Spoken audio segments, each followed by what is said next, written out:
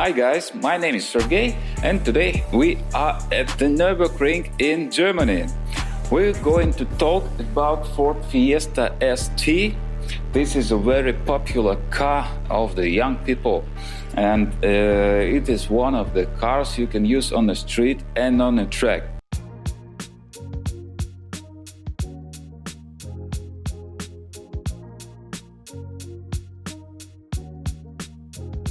And today Thomas is going to help us to understand how you could prepare the car for the low money to get it on a track.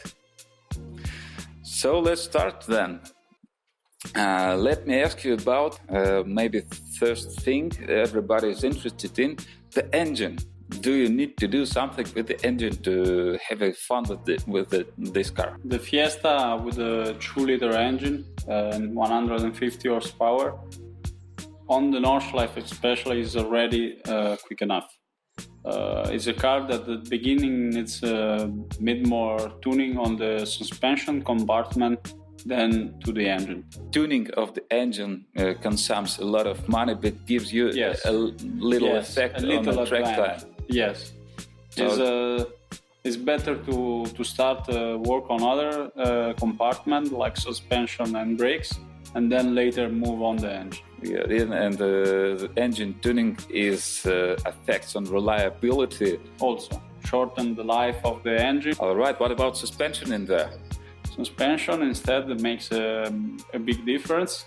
On this car we are using a coilover suspension, fully adjustable, so we can do 8 and compression springs separately.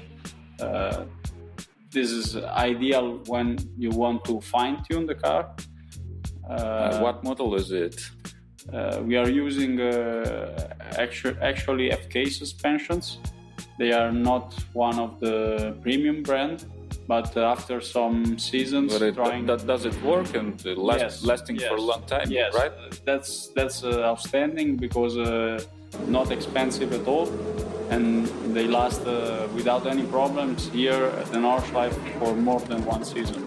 Sway bars, anti-roll bars are more for the fine-tuning of the suspension. First, we have to think more about the dampers itself, the coilovers. In the end, you can think about the sway What bars. about the second vital thing, the brakes? When I drove this car, I don't had any issues with the brakes. It works perfectly from start to finish, and the second lap, just great. What's in there? The car is running on EBC brakes, yellow stuffs. They are not an expensive pad, but they can work well both on the street and on the track. Yeah, that's a popular model, and the red stuff is more like street use. Yes, it's more exactly for street use. Green stuff is the green to avoid. The green, my advice at least, is to avoid the green compound, but the yellow one is. We have a lot of fake green EBC pads in Russia. Okay. The yellow are doing a good job. Obviously, they are not a pad for endurance racing, but when you have to have a good car both for the street and the track, they don't have any problem.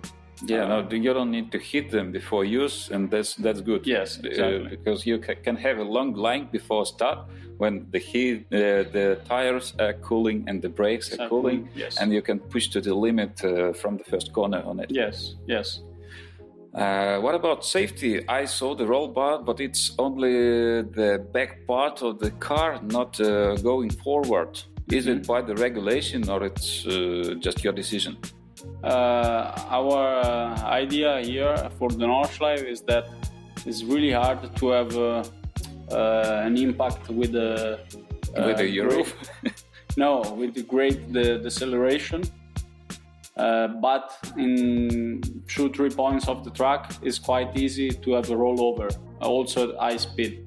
So with the half cage in the back, you have more safety about an eventual lowering of the roof. And but you still can't hit your head of the metal tubes around, right?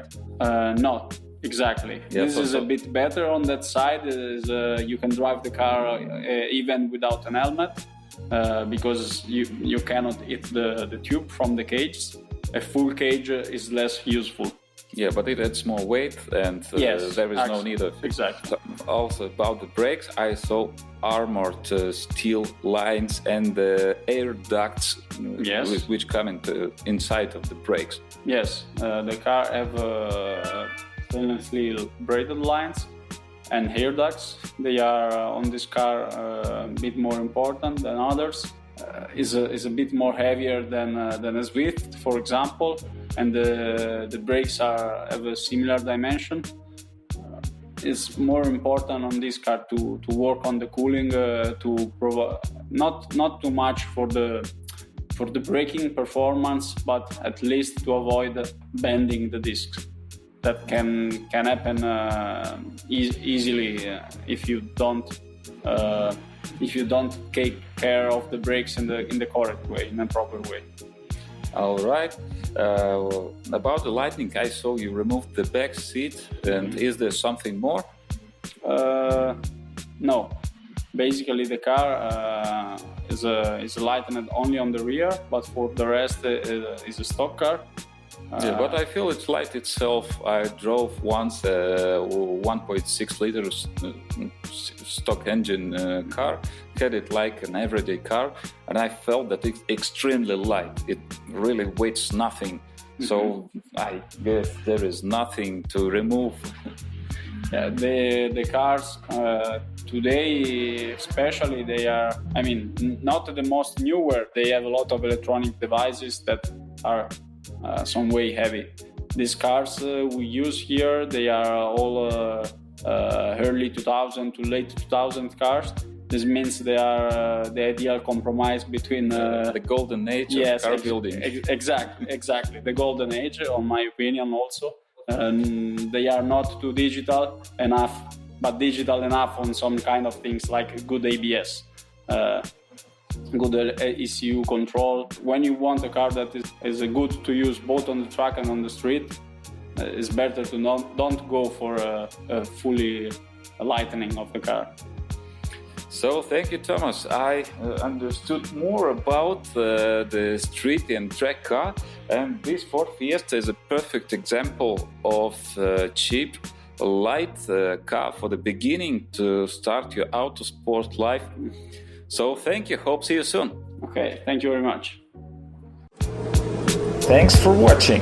You can rent this Ford Fiesta and many other cool cars by clicking the link to our website in the description.